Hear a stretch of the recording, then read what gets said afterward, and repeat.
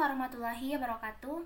Perkenalkan, saya Putri Rahmisari dengan NIM 182333088. Dalam video kali ini saya akan mempresentasikan materi mengenai etika dalam pendirian perusahaan serta hubungannya dengan perpajakan dalam mata kuliah Etika Perpajakan dengan dosen Ibu Cici Andriani SMM dari Prodi D3 Manajemen Pajak Fakultas Ekonomi Universitas Negeri Padang. Dalam materi etika pendirian perusahaan ini kita akan membahas 5 materi. Yang pertama yaitu etika dalam pemenuhan syarat pendirian perusahaan. Yang kedua, etika dalam prosedur pendirian perusahaan. Yang ketiga, etika dalam pemilihan lokasi pendirian perusahaan. Yang keempat, hubungan etika pendirian perusahaan dengan perpajakan. Dan yang kelima ada contoh kasus. Baiklah, materi yang pertama mengenai etika dalam pemenuhan syarat pendirian perusahaan. Sebagaimana kita ketahui bahwa dalam pendirian usaha baru ada 4 cara. Yang pertama yaitu merintis usaha baru atau disebut juga dengan starting. Yang kedua, memasuki bisnis keluarga. Yang ketiga, kerjasama manajemen atau disebut juga dengan franchise. Dan yang keempat, membeli perusahaan baru atau disebut juga dengan buying. Mendirikan atau membentuk usaha baru adalah dengan menggunakan ide, modal, serta pikiran dan manajemen yang dirancang sendiri. Ada beberapa cara ada beberapa bentuk usaha yang dapat dirintis. Yang pertama yaitu perusahaan perseorangan atau perusahaan milik sendiri. Yang kedua ada persekutur atau partnership, yaitu suatu kerjasama dengan 2 orang atau lebih yang secara bersama-sama menjalankan usaha. Yang ketiga ada yang namanya perusahaan berbadan hukum atau corporation, yaitu perusahaan yang didirikan dengan dasar hukum dan modal saham-saham. Selanjutnya ada 2 pendekatan di dalam pendirian usaha baru. Yang pertama, pendekatan berdasarkan pengalaman, kemampuan, keterampilan, serta latar belakang sendiri yang akan menentukan jenis usaha yang akan dirintis. Yang kedua, pendekatan berdasarkan kebutuhan pasar. Pendekatan ini menekankan pada pengamatan kebutuhan lingkungan atau kebutuhan pasar yang akan ditransfer menjadi peluang-peluang bisnis. Kemudian ada beberapa syarat dalam pendirian usaha.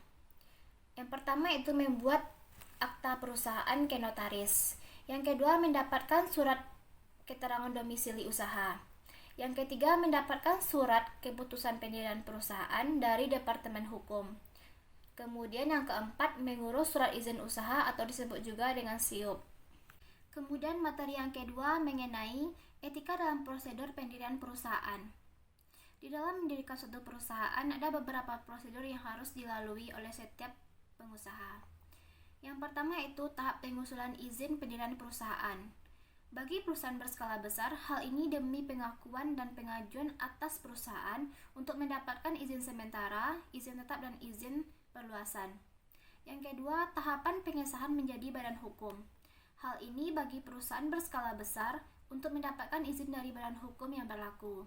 Yang ketiga, tahapan pengelolaan menjadi badan hukum. Dalam pengurusan izin pendirian perusahaan, hal ini disesuaikan dengan departemen yang akan membawahinya. Kemudian tahapan yang keempat yaitu mendapatkan pengakuan, pengesahan, dan izin dari departemen lain yang berkaitan nantinya akan bertanggung jawab dengan operasional badan usaha lain.